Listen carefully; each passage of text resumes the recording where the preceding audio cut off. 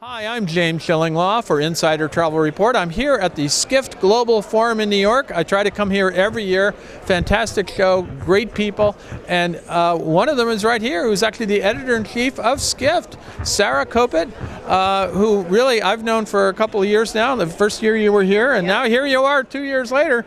You can't get rid of you, right? Can't get rid of me, yeah. So we're going to talk to Sarah actually about what they call the recent power list that with a little bit of a twist on it that Skift put out, and also a little bit about this event, because you were on stage a lot this time interviewing different incredible executives. They get the best executives here, and you're going to find out about that and more on Insider Travel Report.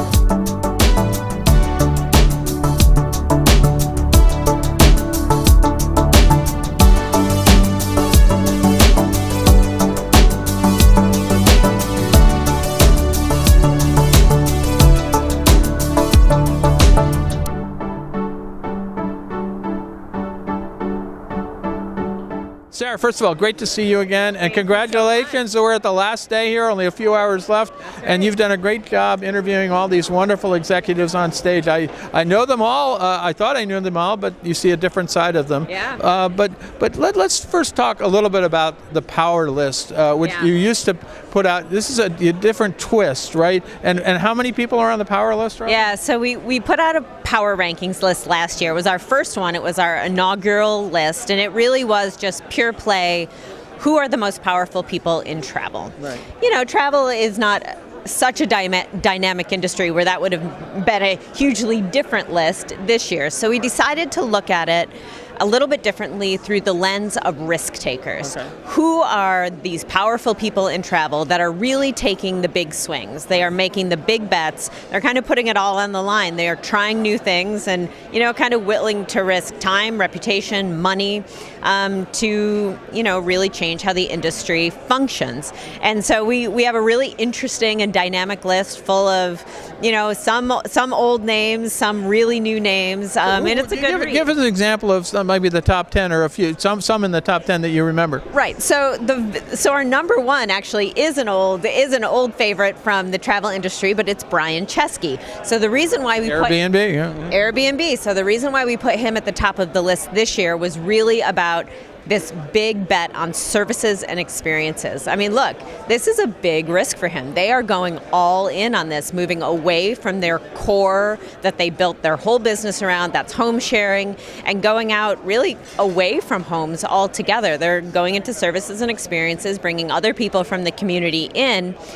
This is also risky for them because they've tried it before and failed. Yeah, I remember that, yeah. Times, of course, yeah. Right? So now they're going at it again. Brian really believes that this is the next billion-dollar business. He's putting his money where his mouth is, and you heard him on stage here. He talked about it a lot. Yep. And so it's that. He was one of your first speakers, actually. Yeah. He was, yeah, on opening night. And so this was one of the reasons it's these types of folks that we wanted to put on the list doing these types of activities. Another one that we put on was Howard Lutnick. He's the Commerce Secretary. So this is kind of maybe a counterintuitive one, but he and the government of the United States of America are making a big bet that they can take money away from folks like Brand USA and still get people to come to the United States, or we'll see about that. If they don't come, that the economy will, you know, operate, the business and tourism economy will continue to operate just fine. Thank you very much. That is a bet. It's a bet, it's a risk, and we'll see how it all pans out. So those are some of the types of leaders that you can find on our power rankings. I know, I read through the list, and it was very interesting when I saw that one, and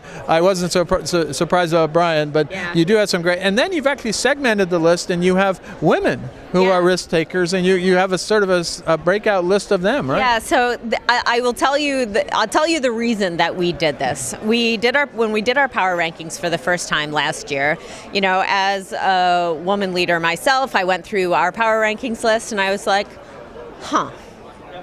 there are not very many ladies on this list. And, you know, I'm like, look, the list is the list. The list is who it is. We did a methodology with our research team with Seth Borko, and, you know, I was disappointed, frankly, that there was only a couple of women on our power rankings list. So I thought, well, what can we do in order to change that, if not maybe in the immediate near term, just going forward in the future. So the idea for our Generation Next list is to spotlight up and coming female leaders who are doing new and different things. So, we'll give them that profile, that spotlight to grow, maybe get some excitement and energy around these female leaders. So 10 years from now, 20 years from now, the, overarching power list won't look so male dominated. No, and that's a great move. I know from experience, because years ago when I worked for a magazine, what's a magazine anymore, right. Which doesn't exist anymore, Travel Agent Magazine, I created the 100 most powerful women in travel. Yeah. And it was really revolutionary at the time. Yeah. It ran for 10 years. Yeah. And but now here we are again, and you're finding that women still aren't in that list. And women make up so much of the travel industry itself, but they're just not at the top spot. So last year we did, the 20 most up-and-coming women, most powerful women in travel. This year we applied the same risk-taker lens. So we, and women generally, I'm gonna, like I said, I feel like I can say this because I am a woman myself, but I think women have a very complicated relationship with risk, especially powerful women. And I don't think that it's because women are more risk adverse. I do think, however, that the repercussions for that risk not going right, or it comes down harder on us. We don't get the second chances or the additional funding, or we don't have that privilege. And so I think it's even more impressive and even more spectacular when you find a group of not only powerful women, but young, risk-taking women who are really, because you can't do business and evolve and really break stereotypes and boundaries without taking risks. Risk is intrinsic to business. It is intrinsic to success, especially here in the United States of America. So fantastic. So I'm glad you did these lists, and especially the segment out the women who are risk takers. Yeah. You put yourself on it too, because this is, although I do find editorially there are a lot of women running publications around the world. Absolutely. So I'm one of the few guys left. I don't know what it is, but it is really an area that, in fact, we just talked with Hannah from it's what's the organization? Women Leading Travel and Hospitality. Which is now part of Skift, and she's set up a series of conferences. She has a lot of members who are basically, where women executives can get together and talk about these issues, right? Yep, absolutely, and I'm so excited for them to be part of the Skift family and a Skift brand. Now, just the last question is, how did this conference go? What was your highlights for you? I mean, from the beginning with Brian Chesky, and then we actually the end we actually have a woman who's leading Expedia. Yeah. And so there were definitely women up there, right? Yeah, not as many as I would like. We can always one panel of kind of industry greats, legends, which is wonderful, but there were no women on that. There were not, but Someday. The conference was fantastic. It was a full house. It was packed. I didn't even get to eat lunch yesterday because the line was You're not here to eat lunch. I am here to eat lunch. I wanted that lobster roll. The food is great here.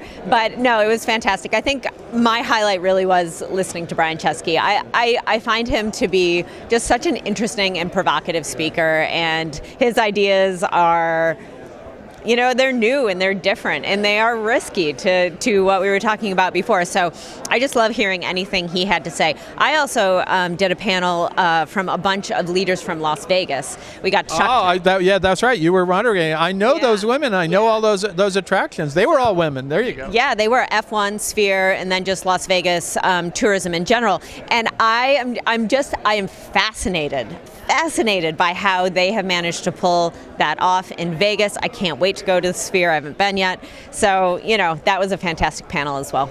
September 28th, Wizard of Oz in the Sphere. I'm going. Excellent. Drop me a line. Let me know how it was. I haven't seen a concert yet, but between F1, I've done a lot of interviews with the F1 folk. Yeah. Did a go-kart racing in the F1 complex. It's an amazing place. Vegas is amazing. I'm going to be going there on the 28th of September for other events, but also to see the Sphere. So when I saw that was an excellent panel that you did. They keep reinventing Vegas, right? Yeah, reinventing Vegas. So I want to go and take the family. There you go. You wouldn't have heard that maybe 30 years ago, right? There was a time they were trying to cater for family. Then they said, no, we don't want families. Right. We want adults. Right. But it is still for adults. But anyway, Sarah, it's great to see you here once again. Hope I get here next year, and hope to see you sometime before then. You guys have so many different conferences and events, and I really enjoy coming and seeing it. Again, thank you so much for taking the time. I know it's a busy time for you. Thank you so much. I'm James Shillinglaw, and this is Insider Travel Report at the Skift Global Forum.